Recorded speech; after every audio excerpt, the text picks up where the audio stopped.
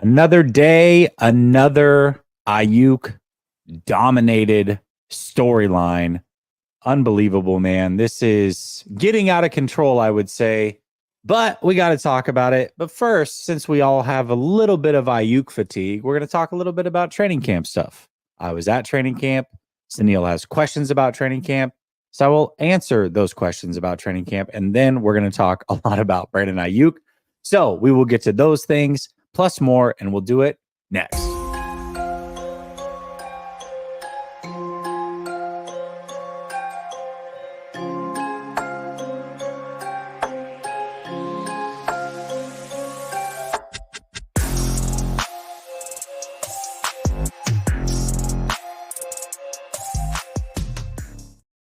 All right. Welcome back to Last Second Sports, where we are giving you our take down to the last second. And it's Tuesday. I got my guy, So Real, Sunil in the building. What's up, Sunil? Just out here living the good dream. Another day, like you mentioned, another twist and turn in the Brandon Aiyuk drama. I think I'm over it, Jesse. Man. I think I'm over it. Yeah, I am too, man. It's hard not to talk about, right? Like it's the thing that's happening. So it's really hard to just not talk about it. But it is one of those things that I do want to know the answer to, because it's really hard to gauge what the expectations of the season should really be. Do we know he's going to be traded? Is he going to play? Is he going to hold out games? Is he going to be traded? And do they get players in return, or is it just picks? Like, there's so many moving parts to this thing. And until we know for sure, it's really hard to pin down, hey, this is what a season should look like, or here's what our expectations should be. So there is a lot of moving parts. It definitely seems like I refreshed Twitter 1,000 times today. And every time I did, it seemed like there was a new report. You had Adam Schefter come out and say, well, the Steelers are out. And then Rappaport comes out and goes, Steelers are still in. And then Schefter comes back and goes, Steelers are back in. It's like, all right, guys. Clearly, there's a lot going on. It's constantly changing. So if you guys can't keep up, it's going to be hard for us to keep up. All right, that being said, let's take a break from the Aiyuk stuff, and let's just start with some camp conversations. Now, it's been a couple days since I've attended camp. Some things have certainly happened since then. Jacob Cowing returned to practice, although he's in non-contact.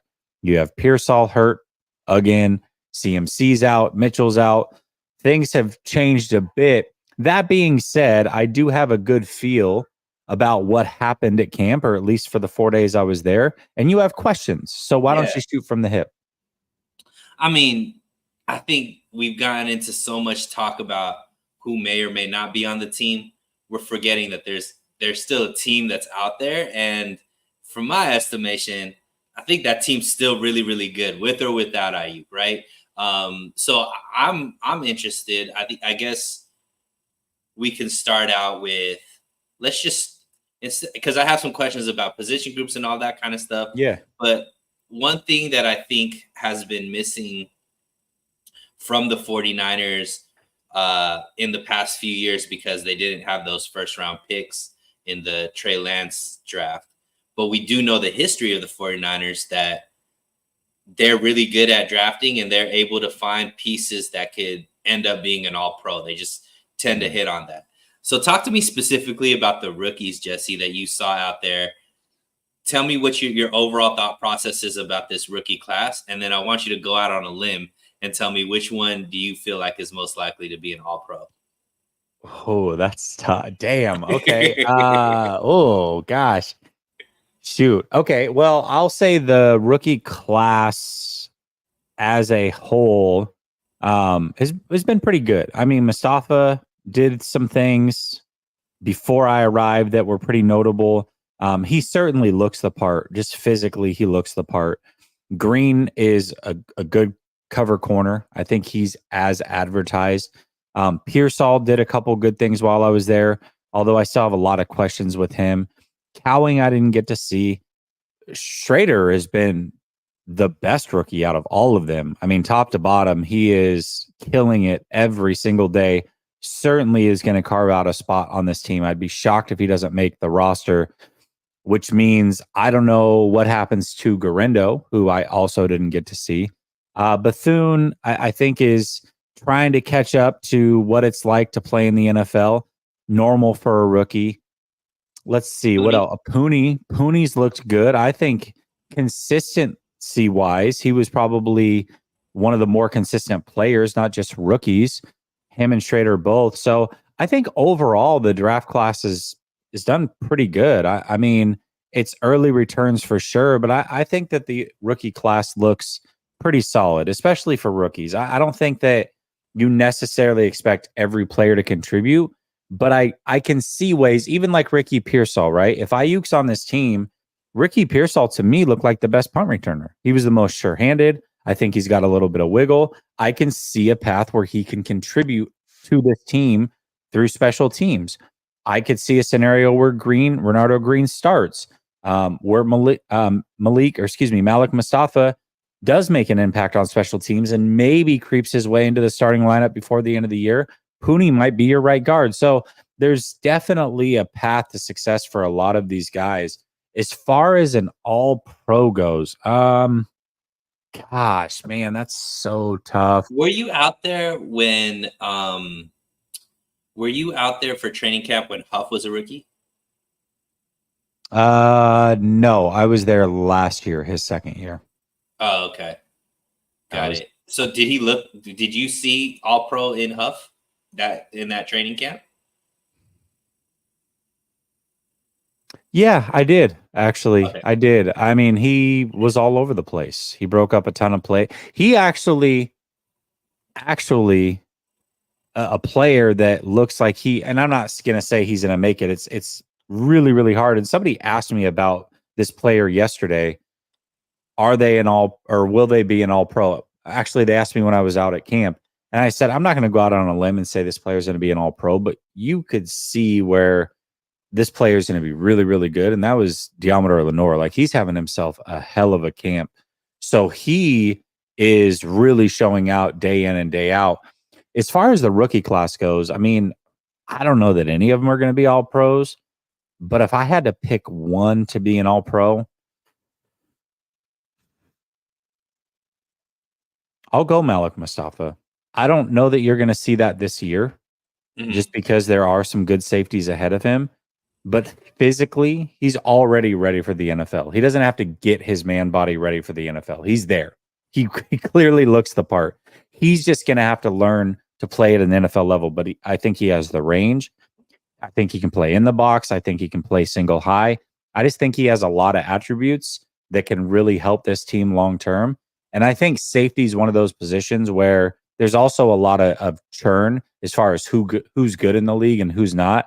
I mean, just a couple years ago, you had Adams as one of the best safeties in the league, and now he's struggling to even make rosters. So There's a lot of turnover at safety. I think because of that, because he already has his NFL body, I think Malik Mustafa is probably the safest bet to potentially make it to all pro status.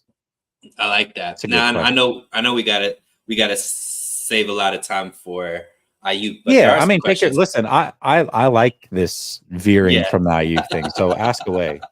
So one thing last year I think we saw, and I think you were impressed with specifically, was Wilkes' interaction with the players. Yeah. He came in as a new coach and whatnot. Now, I mean, Sorensen isn't new, but obviously has a lot more responsibility.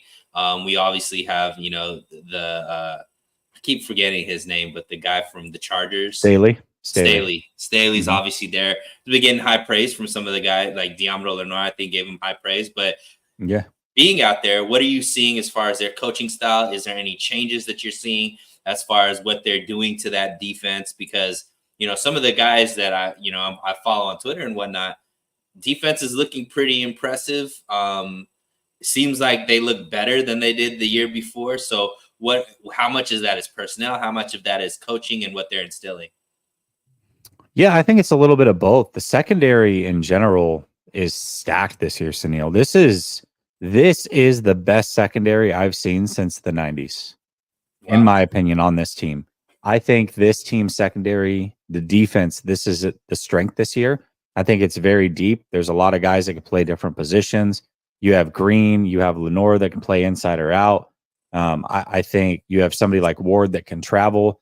Ambry Thomas, who was essentially a starter last year, might be your fifth or sixth, might be your sixth best corner, might not make the team depending on some politics. So yeah, I think that this is where things are going to start. So I think the personnel has something to do with it, but I definitely see. I think Staley's very hands on. He was fun to watch. So is Sorensen. I think they both are doing a great job. And schematically, you can see the change. You really can. You're seeing Bosa standing up a lot when he's rushing. You're seeing guys, defensive linemen drop into coverage. Never hardly saw that. There's a lot of stunts, a lot of twists. You can see the creativity is at least being practiced. I've got to imagine that's going to take place during the season as well. So I think schematically they might be improved. And I think player-wise they might be improved. So yeah, this defense I think is going to be a really good defense this year. I like that. And let's stick with that trend because I think there's this obviously ominous gray cloud over this 49ers offseason. Mm-hmm. But they did bring in a lot of free agents, right? And Leonard Floyd obviously being the big name. They brought in some other guys along the defensive line. Isaac, as it pronounced, Yadam, yeah. The corner. Tell me how you feel about this, free agency class that they brought in. Who stood out? How are they fitting in? And were there any surprises? Are there any flops that you're seeing? Yeah, I think so. Elliott didn't show a lot while I was there. One day he didn't practice, and then he just really didn't flash until the final day. And then I've heard since I've left, he's done a really good job. So I'm not going to bury him, but he was kind of tough to get a gauge on. Yadam by far is the most surprising to me. I wasn't big on the Yadam signing, and I don't know that he's still necessarily going to start. A lot of people penciled him in to be a starter, and maybe he does. But just physically, I thought he was the best built corner out of all of them. He's very, very long, and I think he held his own for the most part. I don't think he's a perfect corner by any means, but he's definitely better than what I probably gave him credit for when they signed him. Floyd, I think, is probably going to be the most impactful player, although if I'm just going off of practice, he almost had zero impact. But I think his time in the league is proof in the pudding that he's going to be a good player. Collins didn't do a lot. Gross Matos, I thought actually flashed almost every day that I was there. I think his biggest question mark is can he stay healthy? He's been in and out of the lineup in Carolina for years. So, yeah, I think overall the class they brought in is good. I don't know that there's any bona fide superstars, but I think there's some solid pieces that can keep this thing afloat. But I will also say this.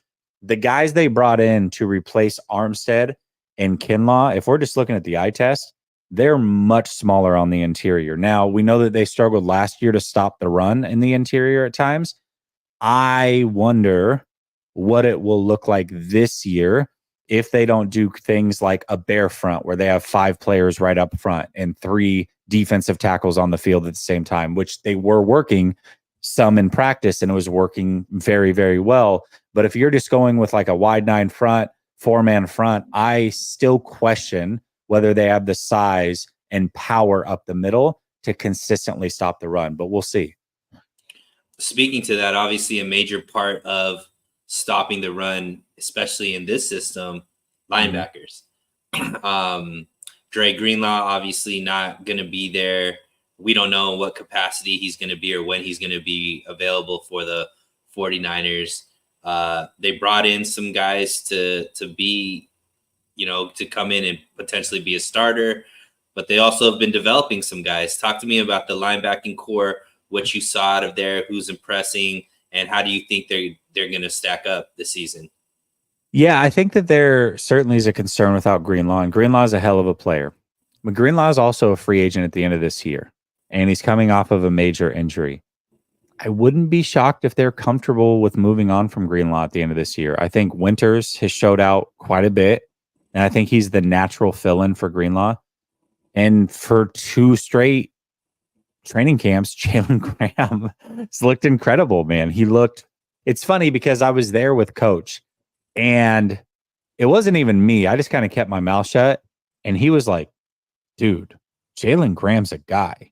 You weren't lying." I'm like, "I told you, man. He's really, really good." So he noticed it without me saying anything. And then every day, every time he'd make a play, I'd like nudge him, like, "Hey, there's my guy. There's my guy."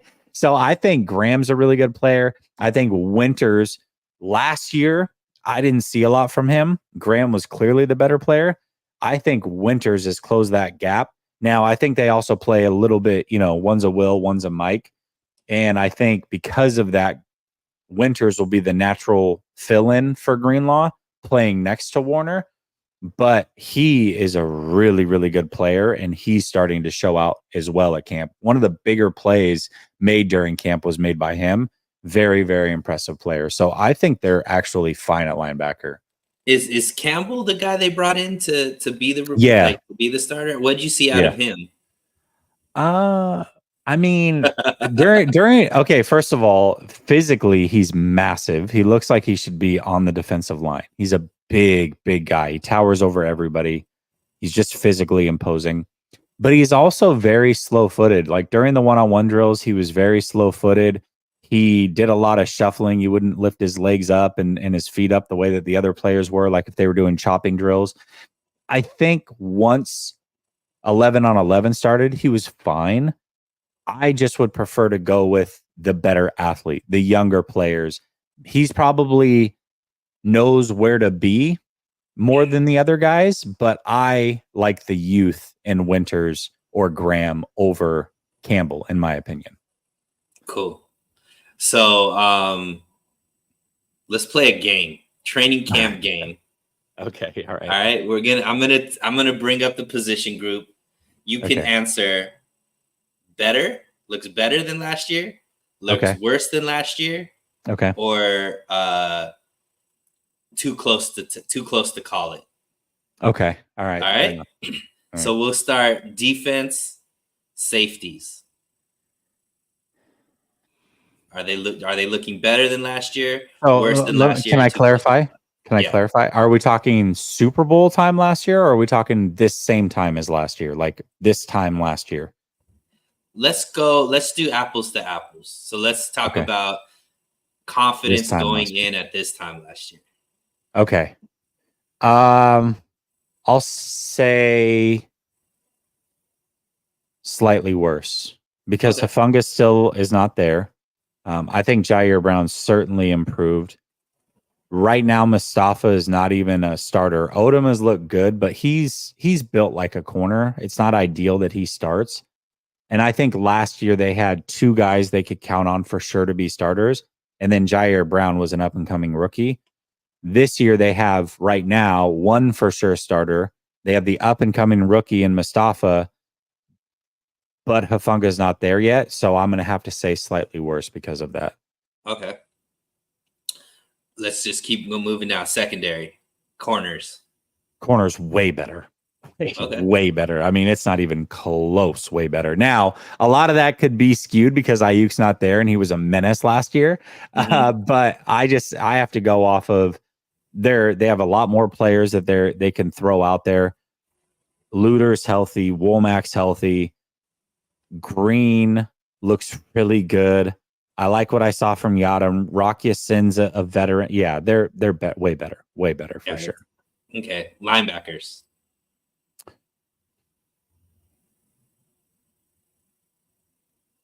I'm actually going to go slightly better. Interesting. And that's without Greenlaw. But because what was behind Greenlaw, I didn't necessarily. It was like Flanagan Fowles, two rookies. There just wasn't a lot behind him. Now I feel like you've got three guys that could potentially start next to Warner. And then that means you have two guys coming off the bench to where if Warner had to miss some time or the starter next to Warner had to miss some time, Warner's great, but the drop off isn't near as big as what it would have been at this time last year. So I'm going to go slightly better, actually. Cool. And then D-line. This one's interesting because they're clearly better at the edge. But I think they're worse up the middle. So I'll go wash. Why Wash is interesting because what I wanted to follow up with, I know last year your biggest issue was the D line. With the D line was depth. Mm-hmm. This year, are you feeling that same way? I think that there's more depth on the edge, which is why I feel better about the edge. But there's not a lot of depth up the middle. Not that I've seen yet. There's guys, there's certainly some names, but I don't know that I can trust any of those guys past the starters, really. So that's why I'm like, I'll go with Wash at this point. Okay. So safeties were a little bit worse. Corners were way better. Way better. Linebackers slightly better. Mm-hmm. D-line Wash. So if you take the average, that means you're potentially saying this defense is going to be better than it last year. I think so. I think so. Yeah. Okay. Yeah. And I have to say, I loved the Wilkes hire. You know that at the time. I loved watching him coach last year. I think he was very hands-on, but just schematically, you can see things that you haven't seen from this defense are showing up in practice. And that's something to get excited about as well. Nice. So some good news out there for the faithful, that there is positive stuff coming out of camp as well. All right, yeah. So let's go. Let's go. And on the offense, I'm gonna go backwards to forward. Okay. Just because I kind of know where we're going with one of the groups, but right. Let's start with running back room. Way better. Okay. Way better. A lot of the names are the same. Most of the names, right? CMC, he's a wash. He's just as good as he's ever been. Mitchell, hurt again. I get it. But when he was out there, he's got his explosiveness back. He looks like Mitchell, rookie Mitchell. Like he's running with a lot of pep. He's finishing runs by lowering his shoulder. He clearly feels that he's in a competition, and it's lit a fire in him. Mason still runs as hard as he ever has. Way better blocker, way better pass catcher, way better route runner. And then Schrader is a hell of a lot better than TDP. In fact, I'll answer Floyd's question here, where he says, are you saying Schrader has looked better than Mustafa, Slick Rick, and Green? Yes, and it's not particularly close. He looks the best out of all the rookies, and I think it's by a landslide. So yes, I think this running back room is way better. How would you rank them right now, as far as obviously CMC is the starter? Who's 2, 3, and 4 behind him? Mason, Mitchell, and then Schrader. But I also can see a scenario where Mitchell is very expendable. Like if they could get something for him, like a 5th round pick, totally fine moving on from him. Because I believe Schrader is a good player. Yeah. Nice. Let's go Purdy, quarterbacks. Better, because he's not coming off the injury, right? Like I don't think he looked awful by any means last year. Certainly didn't look awful this year, but there was still the what if. Is he fully healthy? Is he not fully healthy? That question's completely gone. So yeah, definitely feel better about Purdy. Way better. A lot has been talked about his added muscle, his physique. Are you seeing anything translate into zip? No, I don't see any change there. But again, I don't think that I don't think that I need to see a change there for me to feel better. I just need to know that he's healthy. That's all I care about. Cool. What about, obviously, luckily, knock on wood, these last year, we didn't need to really go into the well with the backup QBs, but, we've, as 49er fans, we know the backup QBs can be extremely important. What are you seeing out of Dobbs? What are you seeing out of the rookie that they draft, or they picked up as well? Everybody knows how much I hate Sam Darnold. Never wanted him to touch the field for the 49ers. That being said, I feel better about Sam Darnold as a backup quarterback than any of these guys. So take that for what it's worth. Well, Sam Darnold is listed as the starter over in Minnesota right now. So yeah, we'll see how long that lasts. We'll see how long that lasts. But either way, I'm not a big Sam Darnold fan at all, but I feel much better about Sam Darnold than I do Dobbs or Allen or any of these guys. Cool. Tight end room. Wash. I mean, I didn't feel good about it last year behind Kittle, and I don't feel good about it this year behind Kittle. None of those guys are separating whatsoever. Nobody's showing out. Latu's showing that he's still not a good football player. So yeah, I would say it's a wash. Cool. Obviously, wide receivers a little incomplete, but let's just talk about the wide receivers that are out there. I would have to assume it's going to be worse since BA obviously was the star of last year in training camp. But tell us what you're seeing in the wide receiver room. With no BA, it's clearly worse. It's not close. If BA were to play, I would actually feel better about this receiver room because Debo's in much better shape. Pearsall, although, he's been hurt and hasn't shown a ton, he's flashed enough to where it's like, okay, I can see where he can grow and fit something. Didn't get a chance to see Cowing, but he brings something different. I think Ronnie Bell is way better than he was this time last year. Trent Taylor, believe it or not, is very shorthanded. Jawan Jennings is every bit as good as he's ever been. So I would feel better if Aiyuk was on this team, but right now, definitely way worse without Aiyuk. Cool. And the position group that used to be the most talked about group on of the 49ers, offensive line. How are you feeling about the offensive line? Yeah, offensive line, well, without Trent, of course worse. Of course worse. The same thing though, if Trent plays, much better. There's way more depth in my opinion this year. Like there's actually you can look at it and say, all right, I don't know that they have 5 starting caliber offensive linemen, right? Which I don't know that they did last year either, in my opinion. But they certainly have 8 or 9 guys that should be rostered on an NFL team. I don't think that was the case last year. I think they had 5 guys that were starting. I don't know that all of them were starting caliber. And then they had a bunch of hodgepodge behind them that probably shouldn't have been on an NFL roster. So I feel way better about the offensive line this year with Trent than I did last year without Trent. Of course, way worse. Let's talk about the biggest question or the biggest point of contention on that offensive line. What are you seeing out of Colton? He looks better. Yeah, he actually looks better. There was a day where he got beat multiple times by Bosa. No shame in that. But outside of that, during one-on-ones against Bosa, he's held his own. And when he goes up against Floyd in the 11-on-11s, Floyd isn't just having his way with him by any means. I think Colton looks a little bit better than he did last year. Cool. And probably the most likely to be an all-pro on this team. Tell me about Michigan's own Jake Moody. What have you seen out of Jake Moody? So Moody actually was like 12 for 12 kicking.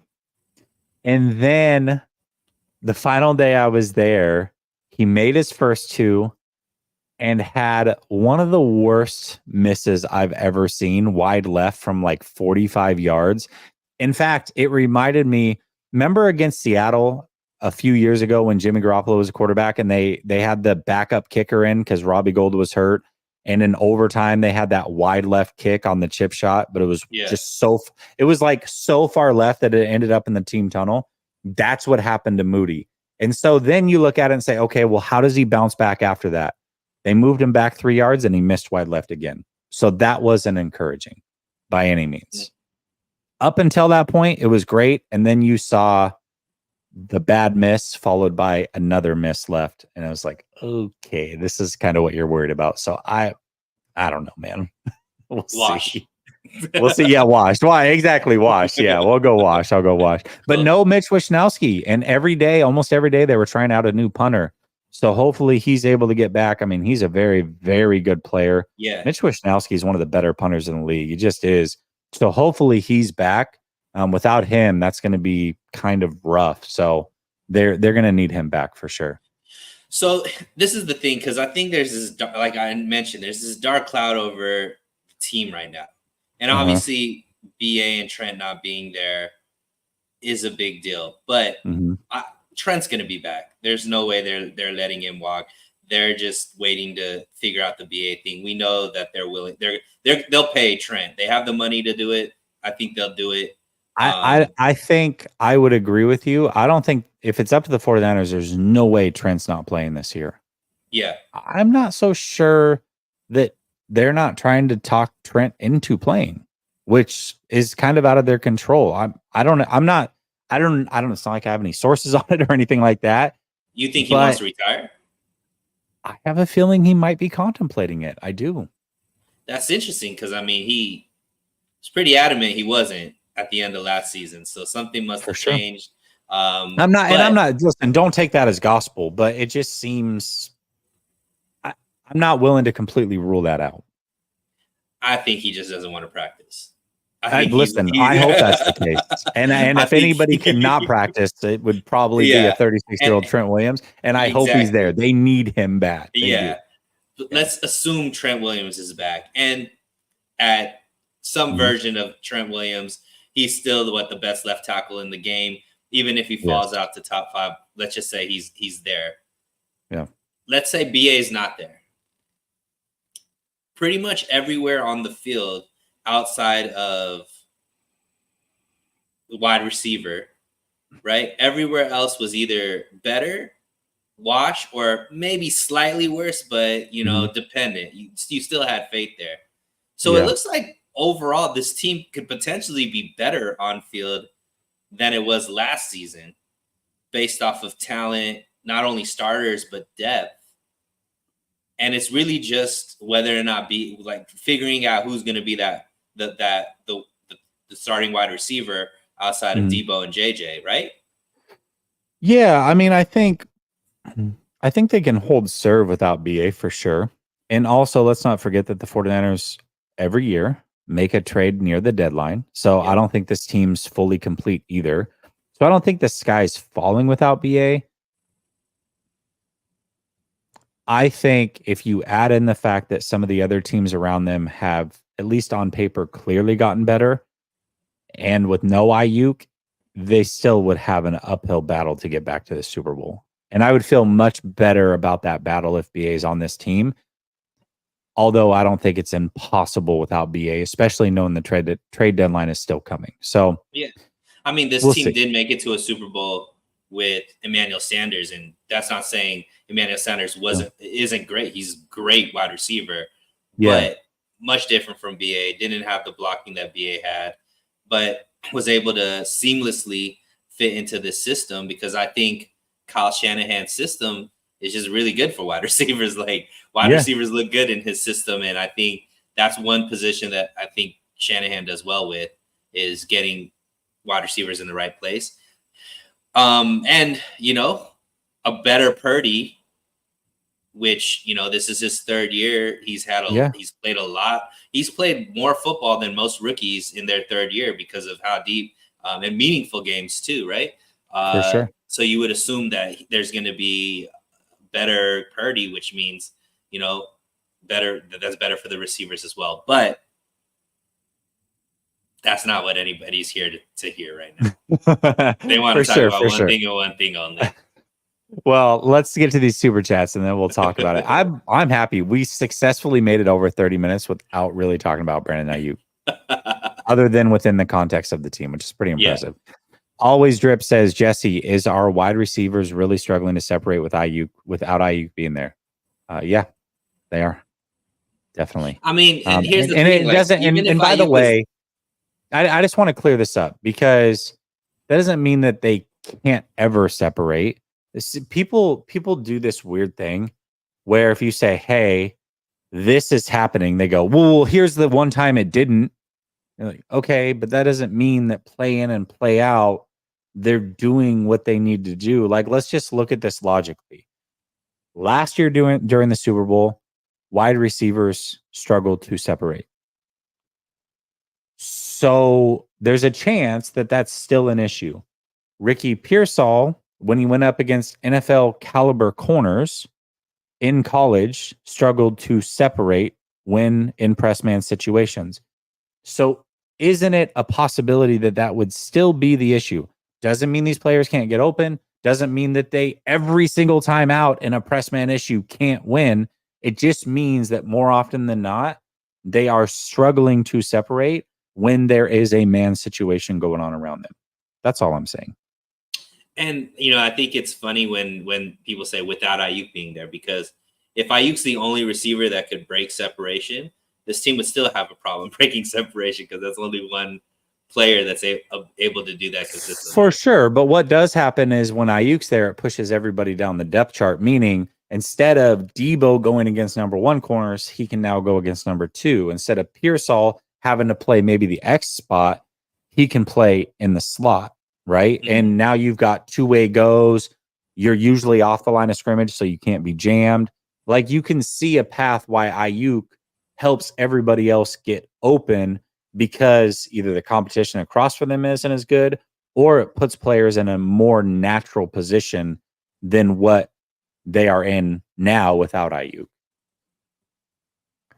Got it. And we also have to say, obviously I'm the optimistic guy. They're going up against one of the better secondaries in the league as well. So I think obviously, we're looking to win a Super Bowl, so they're going to be going up against a really good secondary all through the playoffs. Mm-hmm. But at least regular season wise, they're not going to meet this level of competition every single week. So, yeah, what I can say is last year, and this is a slight indictment on the receivers, but also big ups to the secondary. Last year, there was pretty much 0 covered sacks from the defense. Like, if there was a sack, it's because the defensive line just flat out won. This year, there was like 3 covered sacks a day. It's like the offensive line did its job. Quarterback just didn't have an option on the field. And that was a pretty regular occurrence. So, yeah, some of that is on the receivers, but some of that is on the secondary just being flat out better than they were last year. So I can see it both ways. Dave says, all right, what up, guys? Catching a live one, BA, be gone, and let's get something going this year. But whatever, good to see you guys and the chat. Thanks, Dave. Yeah, we'll see. I mean, he's gone when he's gone, and until then, he's still here. So Chris says, Aiyuk wants to be a Steeler and can stop any trades by not signing a new contract. Facts. Browns and Pats have no chance. So what are the 49ers waiting for? The Steelers to give them something that they care about. I mean, you can't just take nothing for them. Floyd the Barber says, yeah, okay, this one I already answered. I just started earlier. Okay, let's talk a little bit about Brandon Aiyuk. And we can talk about it through the lens of Kyle Shanahan and then also what CMC said today. What were your thoughts when listening to the players talk about the situation and then Shanahan talk about the situation at hand? What did you walk away with? I mean, obviously CMC slipping, being one of his former ex-teammates, right? That, I think that sums up what the team feels. At least the players, right? Mm-hmm. They feel like this isn't getting resolved and BA is on his way to being traded. And I would, if you see it through that lens, Kyle Shanahan, I think, has been usually when it comes to these negotiations, he's always like, anything could happen. Like, we might be dead on Sunday. Like there's always like it could go any way. But he verified that Brandon Aiyuk has the ability to talk to other teams. I don't think that's ever been on the table at any of these negotiations, right? It's never gotten to the point where it's like, yeah, not only is trading just quote unquote on the table, like they always answer, everything's on the table. No, there's action being taken towards a trade. And in my mind, that means that it's more likely going that direction than them finding a solution, right? We know that when Trent Williams was on the fence and he had another option with Kansas City and he could take that, Kyle Shanahan stepped in and said, yo, we need this. This is a guy that we need. Get him his money. Obviously, you would think that this would be the point where it's like, if he needs Brandon Aiyuk, he's like, let's get there and let's get this guy, especially with what you're mentioning about the wide receivers. But he said, hey, we're prepared for this and I'm good to go with whoever's out there. And I don't think I need Brandon Aiyuk. And I think that that's what it would take to get a deal done with Brandon Aiyuk is Kyle Shanahan saying, I need this guy. That's what Yeah, I that's mean, what I think my that takeaway was. no, and I agree wholeheartedly. That's certainly what he put out. And maybe that's the stance behind the scenes. I also think that there's a real possibility where he's not a dummy. He knows he can't sit there and be like, yeah, we need him. Because if they don't have him, then what does that say to the rest of the team and your confidence in them? So there could be a scenario where behind the scenes, like, listen, get this done. And they're like, we can't. Like money wise, with Purdy about to get paid or X coming up or whatever, it's like we can't go above this number, Kyle. Like he's not willing to accept it. We don't have a choice here. So I think that it could be both. But yeah, I think I agree with you. I mean, outwardly, certainly it was, hey man, we're good. Next man up. We trust in the rookies that we took.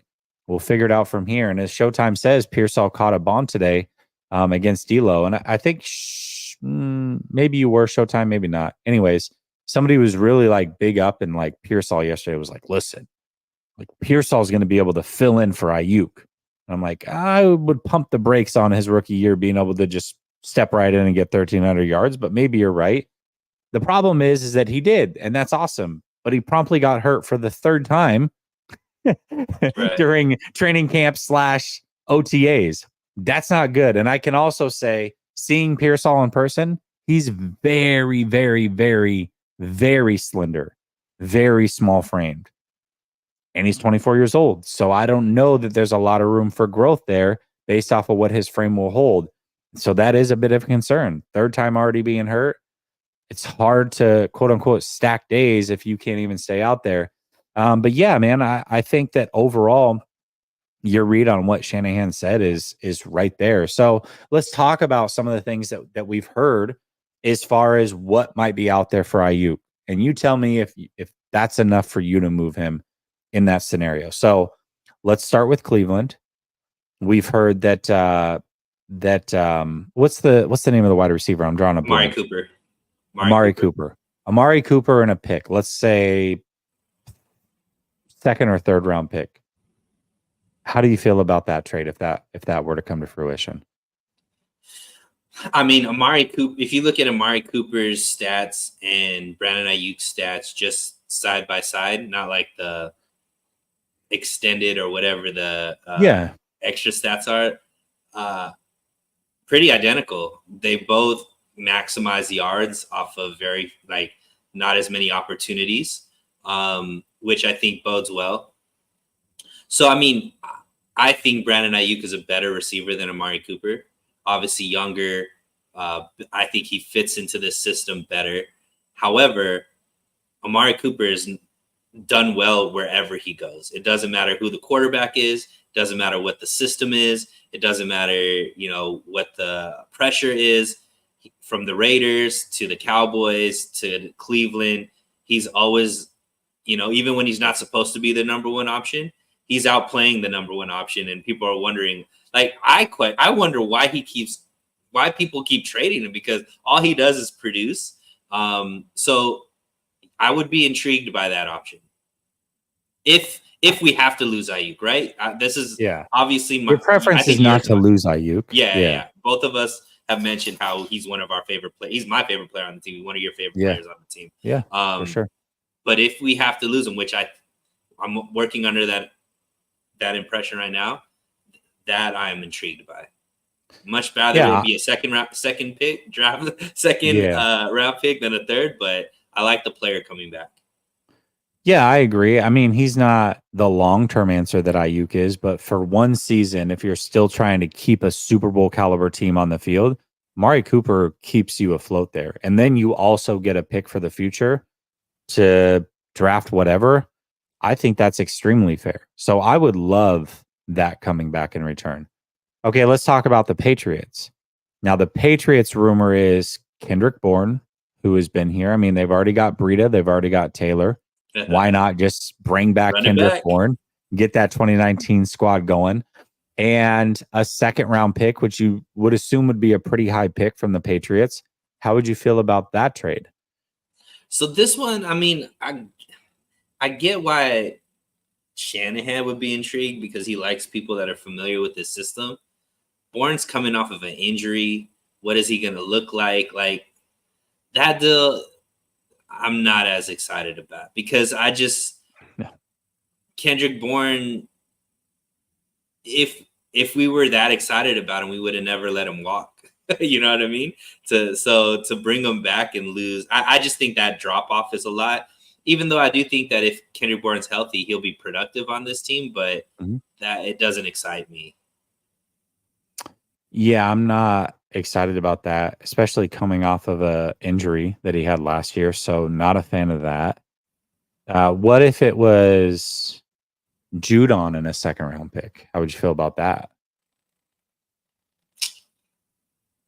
Better, probably. It's better, but where's It's Judon definitely playing better. right now? Like what is he? Yeah, I think he would And be. is he is Yeah, I he mean he's more of linebacker? a Like pass rusher, and I think what makes him intriguing is he can do a little bit of everything and has with the Patriots.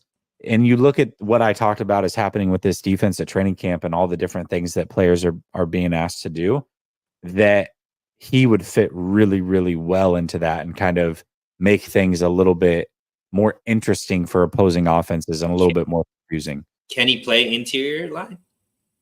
No. So I mean, what we're gonna have a he. So what Leonard goes to the like. I mean, what are we? Yeah. You know what I I mean? mean, Like it's just more depth, I it's a guess. great player, but Yeah. it's not a position of need. I would say, like in the sense Yeah. that does Jude? Are we bringing back a player that is guaranteed going to start on our team? I don't know. If you had to choose between Leonard Floyd and this version of Judon, obviously back in the day, Judon, we're talking, no brainer. But is he for sure beating out Leonard Floyd as a starter? I No. don't know.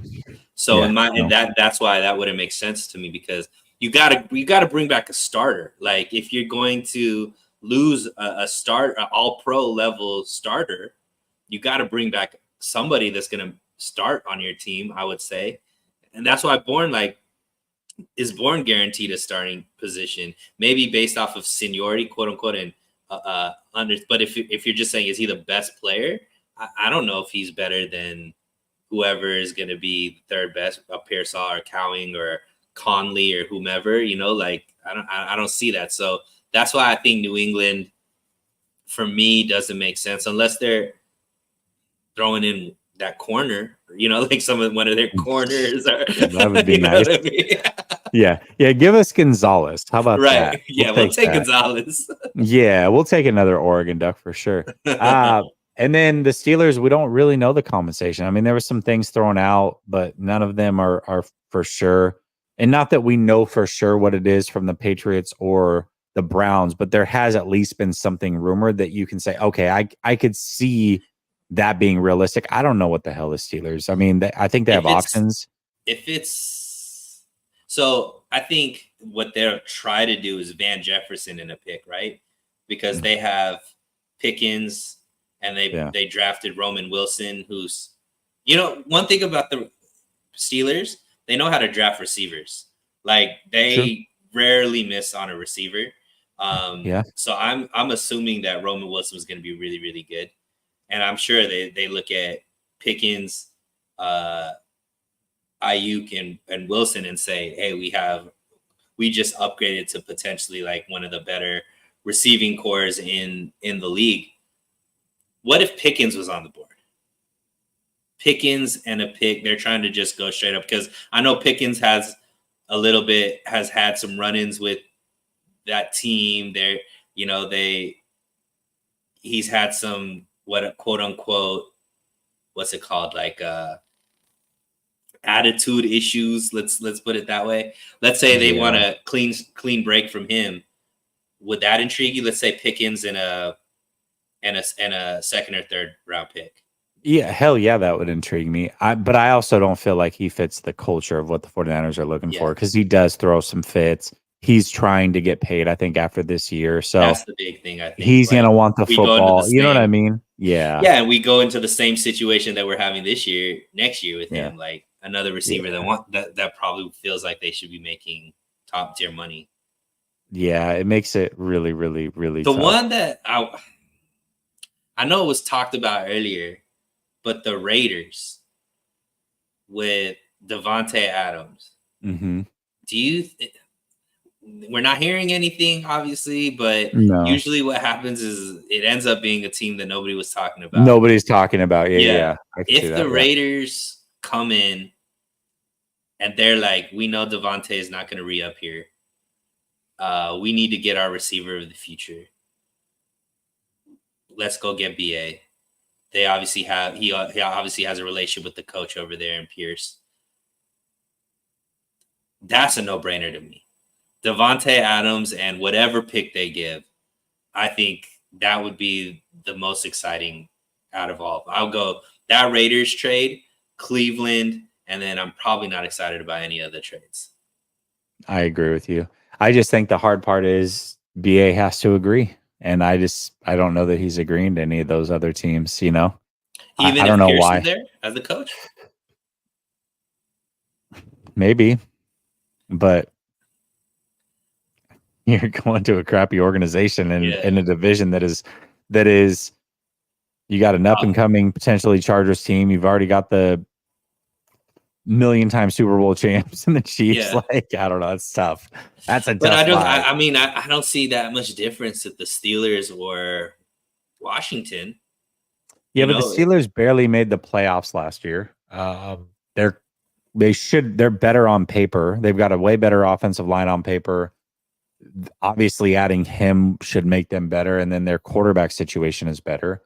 You're probably at least making the playoffs if you add BA to that roster. So Raiders and just then aren't. Washington, they're far away. Like they're not any They're near not. that They're team. not even offering. Yeah, yeah. They're not even offering because they're No, not but what willing I'm to give up saying are the McLaurin. teams that quote unquote we're seeing BA will play for, right? It's Mhm. Washington and Pittsburgh. At least this is what's being For discussed. sure. Yeah.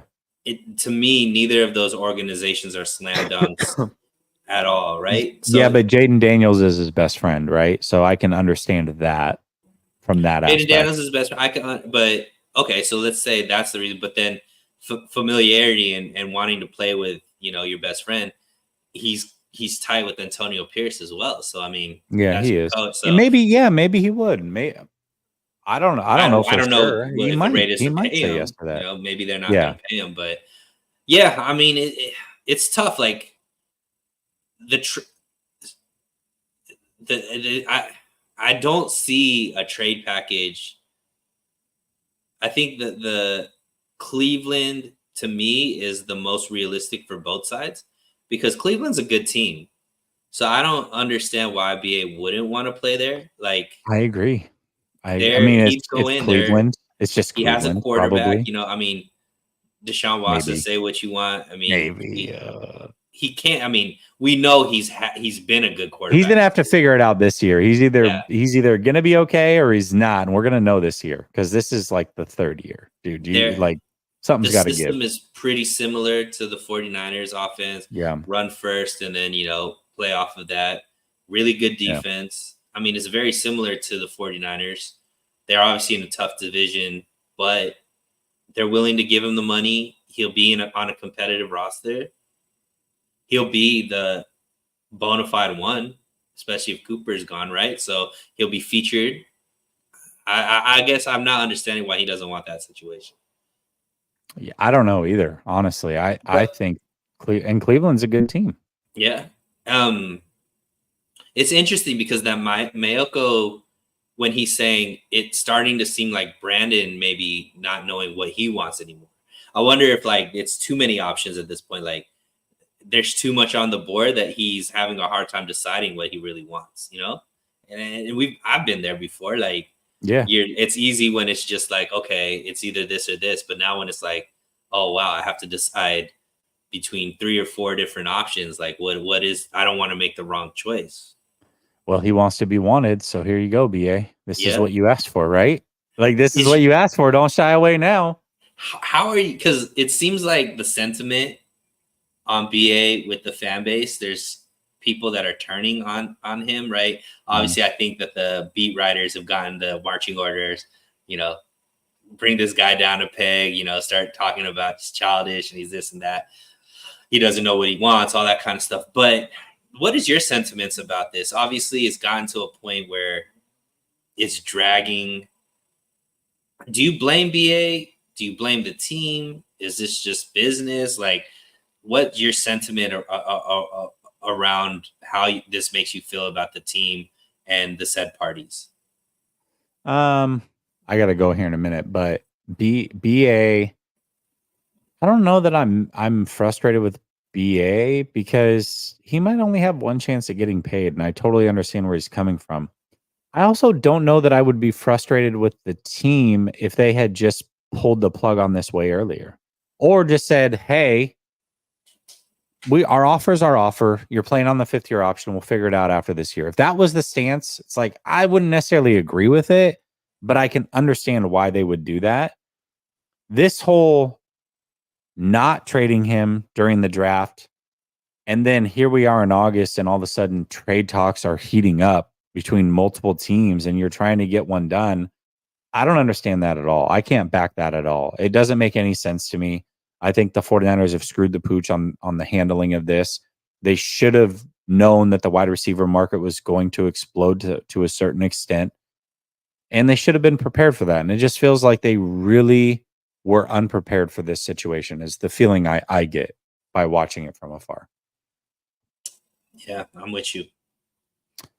Giannis says, same guy who told us Trey Lance was a budding superstar and Purdy was a backup. Writing off Pearsall is a great sign for Ricky.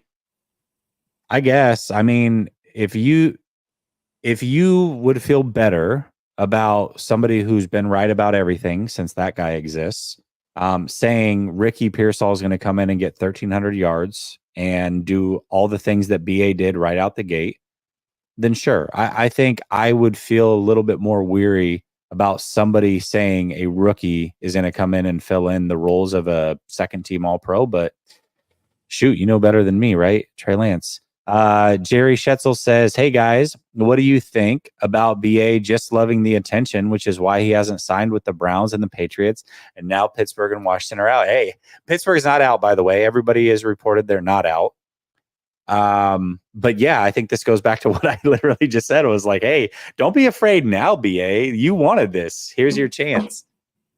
Dave says, my favorite player is Greenlaw, and we will lose him. Once my favorite was Jerry Rice and Roger Craig. Players move on. It's unfortunate. But I'm a Niner fan through and through. I love BA, but yeah, I mean, I think that's true. And that's something that we have to remember. I'm not ever going to actively root against a player leaving that I like, but I also understand that it's a business, and we have to keep that in mind here. PDX Niner says Aiyuk's situation is slightly more complicated. New England can offer stupid money to Aiyuk. Pittsburgh is a good franchise. 2 viable offers could equal a bidding war. Yeah, that's possible. It's only a bidding war, though, if Aiyuk's willing to go. And that's the biggest thing. And we just don't know for sure who he's willing to go to and who he's not. We've heard, but we don't know for sure. That being said, it's 8:58. Come over to Roundtable Sports. NFC West Roundtable is going to be live in 2 minutes. Myself, 3 other content creators representing their respected teams in the NFC West, and should be a lot of fun. So come check it out. Come support the 49ers. Come support me if you've got the time. I would love it. Sunil, as always, thank you for joining me on Tuesday. Everybody in the chat, much love. I'll be back tomorrow with Grant. Talk soon. Peace.